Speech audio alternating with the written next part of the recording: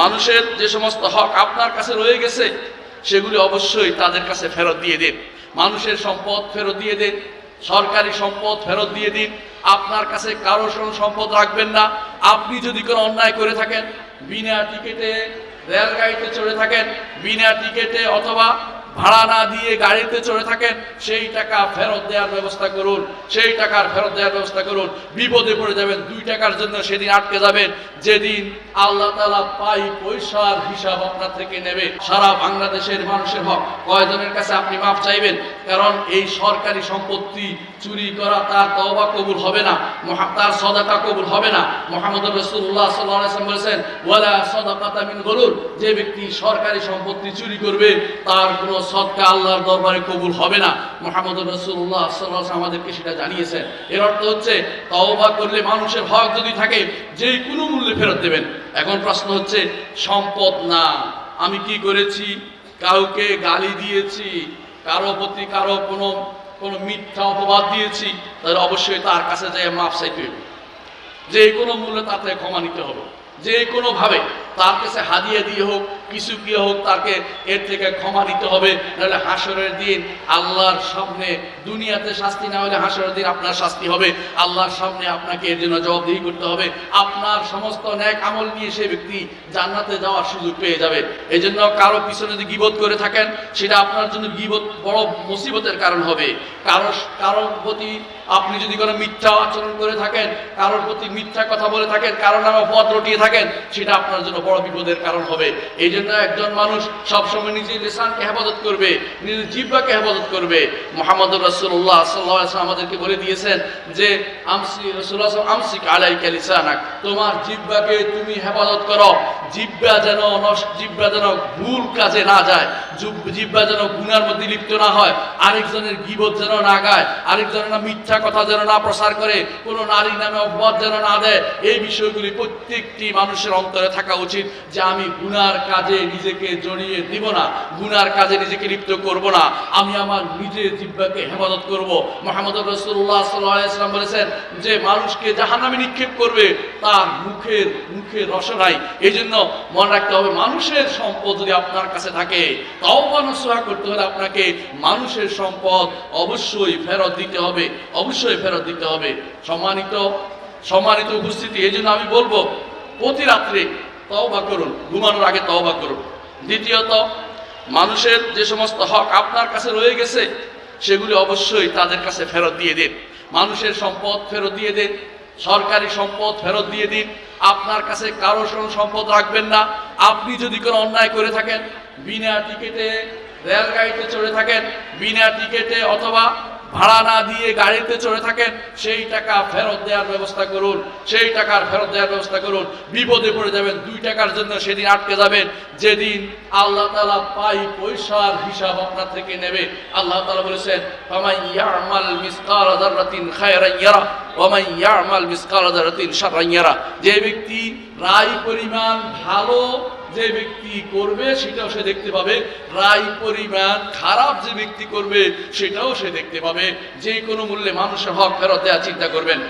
3 নম্বর যে কাজটি করবেন তা হচ্ছে সব সময় তওবাকে আমরা সাথে রাখবো, সব সময় তওবাকে আমরা সাথে রাখবো।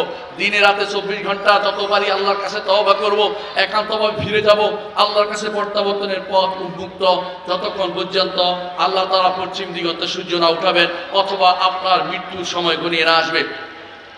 4 নম্বর যে কাজটি আমরা করব, গুনাহ আমরা সবসময় করি, গুনার পরে একটা ভালো কাজ দিয়ে সেটা কভার করতে হবে। একটা গুনাহ করেছি, এই গুনার জন্য ভালো কাজ দিয়ে আপনি সেটা কাভার দিবেন, এটাও আপনার জন্য তওবার কাজ হবে। কারণ লজ্জিত হয়ে আপনি সেটা করছেন। এই জন্য আতবিস সাইয়্যাতাল হাসানাতা তামহুহা, মুহাম্মদ রাসূলুল্লাহ সাল্লাল্লাহু আলাইহি ওয়াসাল্লাম বলেছেন, যখন তোমার গুনাহ হয়ে যায় তখন একটি ভালো কাজ করে সেটাকে তুমি মিটিয়ে মেটানোর ব্যবস্থা করে দাও। 5 নম্বর যে কাজটি করতে হবে তা হচ্ছে, আমরা যারা তওবা করে, যারা আল্লাহর কাছে ফিরে আসে, আওয়াব যারা আল্লাহর কাছে তাওয়াব, আল্লাহ হচ্ছে তাওয়াব আর দুনিয়ার মানুষ হচ্ছে আওয়াব। আল্লাহ তাআলা দুনিয়ার মানুষকে যারা আল্লাহর কাছে ফিরে আসে তাদের তওবা কবুল করার জন্য তার নামটি হয়েছে তাওয়াব। এজন্য তিনি তওবা কবুল করেন। সব সময় দুনিয়ার মানুষ যারা তওবা করে এমন লোকদেরকে আপনার সাথী বানাবেন, যারা তওবা করে তাদেরকে আপনি সাথী বানাবেন, আর যারা আল্লাহ থেকে দূরে সরে গেছে তাদের সাথে আপনি থাকবেন না, কারণ আপনাকে তারা আল্লাহর কথা স্মরণ করে দিবে না। আর যদি তওবার সাথী তওবা তারা করে তাদের সাথী হন, আল্লাহ তাআলা আপনাকে আবার তার কাছে টেনে নেবেন, আল্লাহ দূরে থাকবেন না। 6 নম্বর যে কাজটি আমরা করব তা হচ্ছে দেরি করব না। শয়তান চায় আপনাকে তওবাতে দেরি করাতে। কি বলে শয়তান? বলে একবার তওবা করে ফেলবি, এখন একটু খেয়ে নে, এই তো তুমি শেষ পর্যন্ত সারা জীবনের জন্য এই করবি সেই করবি, কিন্তু এই সারা জীবনে তাসবিহ আপনার নাও আসতে পারে, এই সুযোগ তওবার নাও আসতে পারে, এই জন্য দেরি করা যাবে না। শয়তানের কারসাজি হচ্ছে তওবা করতে দেরি করা। আপনার যেন তওবা করতে দেরি না হয় সেটা খেয়াল রাখবেন। আপনাকে সঙ্গে সঙ্গে তওবা করার চেষ্টা করবেন, কারণ আদম আলাইহিস সালাম তিনি তওবা করেছেন সাথে সাথে, যখনই অন্যায় করে ভুল হয়ে গেছিল তওবা করেছেন। এইভাবে প্রত্যেক নবী তওবা করেছেন আল্লাহর কাছে, যদিও তাদের গুনাহ ছিল না, তাদের ছিল ভুল ত্রুটি সামান্য জিনিস, তারপর তারা তওবা করেছেন। সাহাবায়ে কেরাম তওবা করেছেন, ইমামরা তওবা করেছেন। ইমাম ইবনে কুদামা আল মাকদিসির কিতাবুত তাওয়াবিন পড়ে দেখবেন তারা কিভাবে তওবা করতেন। সুতরাং দেরি না করে প্রতিটি মানুষের উচিত তওবা করা। 7 নম্বর, তওবা করার জন্য ভুলে যাবেন না যে তওবা করার কিছু নিয়ম কারণ আছে। সকাল বিকাল আমরা সেই তওবাগুলি করব। প্রথমেই তো বলবো আস্তাগফিরুল্লাহ, আস্তাগফিরুল্লাহ। সালাতের পরে 3 বার ইস্তেগফার, এটা অবশ্যই আমরা আমাদের মুখে জারি রাখবো। মন থেকে আল্লাহর কাছে ক্ষমা চাইবো, এটা শুধু মুখের কথা যেন না হয়, মন থেকে যেন ক্ষমাটা হয় সেটা খেয়াল রাখবেন।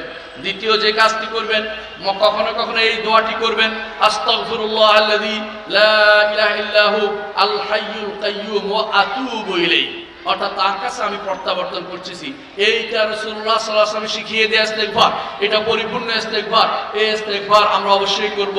ওইটা বলবো না যেটা আমাদের সমাজে প্রচলিত আছে, আস্তাগফিরুল্লাহ রব্বি মিন কুল্লি যামবিন, এই জাতীয় কোনো তওবা কোনো হাদিসেও আসে নাই, কোরআন তো আসেই নাই। সুতরাং এই জাতীয় তওবার সিগা আমরা ব্যবহার করব না। চেষ্টা করব মুহাম্মদ রাসূলুল্লাহ সাল্লাল্লাহু আলাইহি ওয়াসাল্লাম যা শিখিয়ে দিয়েছেন তার মধ্যে থাকতে। 3 নম্বর, রসুল যেটা করতেন সেটা করব। রসুল সাহেব কি করতেন? তিনি বলতেন রব্বিগফিরলি ওয়া তুব আলাইয়া ইন্নাকা আনতাত তাওয়াবুল গফুর, আল্লাহ আমাকে ক্ষমা করে দিন, আমার তওবা কবুল করুন, আমার তওবা কবুল করুন, নিশ্চয়ই আপনি ইন্নাকা আনতাত তাওয়াবুর রহিম, আপনি তওবা কবুলকারী। আর রাসূলুল্লাহ সাল্লাল্লাহু আলাইহি ওয়াসাল্লাম এই দোয়া বেশি বেশি করতেন, আমরা এই তওবার সিগা বেশি ব্যবহার করব। 4 নম্বর হচ্ছে সাইয়্যিদুল ইস্তিগফার, ভুলে যাব না। সাইয়্যিদুল ইস্তিগফার, সকাল বিকাল আমরা সাইয়্যিদুল ইস্তিগফার পড়ব। সেটা হচ্ছে সকাল বিকাল সাইয়্যিদুল ইস্তিগফার হচ্ছে সেটা বলা, আল্লাহুম্মা আনতা রাব্বি লা ইলাহা ইল্লা আনতা খালাকতানি ওয়া আনা আবদুক ওয়া আনা আলা আহদিকা ওয়া ওয়া'দিকা মাস্তাতা', আউযু বিকা মিন শাররি মা সানাত ওয়া আবু লাকা বিনি'মাতিকা আলাইয়া ওয়া আবু বিযামবি ফাগফিরলি ফা ইন্নাহু লা ইয়াগফিরুয যুনুবা ইল্লা আনতা।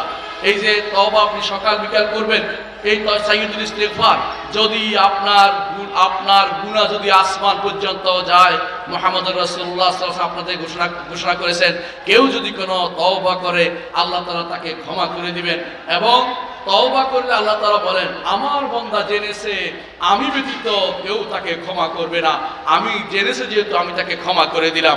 আল্লাহ তাআলা বলছেন, আল্লাহ তাআলা আল্লাহ রাসূল আমাদেরকে যা শিখিয়েছেন সেটা হচ্ছে আমাদেরকে যা শিখিয়েছেন সেটা হচ্ছে যে আমরা যেন বলি সেই সালাতের শেষ বৈঠকে, সেটা কি আল্লাহুম্মা ইন্নী যালামতু নাফসি যুলমান কাসীরা ওয়া ইন্নাহু লা ইয়াগফিরুয যুনুবা ইল্লা আনতা ফাগফিরলি মাগফিরাতাম মিন ইনদিকা ওয়ারহামনি ইন্নাকা আনতাল গফুরুর রহিম। এই যে শিখিয়ে দিয়েছেন, এখানের মধ্যে একটা বিরাট শিক্ষা রয়েছে। কি আপনি স্বীকার করছেন ওয়া ইন্নাহু লা ইয়াগফিরুয যুনুবা ইল্লা আনতা, আল্লাহ গুনাহ ক্ষমাকারী আর কোনো সত্তা নেই, আপনি শুধু আমাকে ক্ষমা করবেন। তো আপনার কাছে প্রত্যাবর্তন করতে চাই, আপনার কাছে ফিরতে চাই, আপনি আমাকে সুযোগ তৈরি করে দেন। মুহাম্মদ রাসূলুল্লাহ সাল্লাল্লাহু আলাইহি ওয়াসাল্লাম বলেছেন, আল্লাহ তাআলা তখন বলেন আমার বান্দা জেনেছে আমি ব্যতীত কেউ তার গুনাহ ক্ষমাকারী নাই, আমি তোমাদেরকে সাক্ষী রাখে বলছি আমি তাদেরকে ক্ষমা করে দিলাম। প্রিয় ভাই, আল্লাহ তাআলা আমাদের ক্ষমা করার জন্য তিনি সব সময় আমাদেরকে ডাকছেন।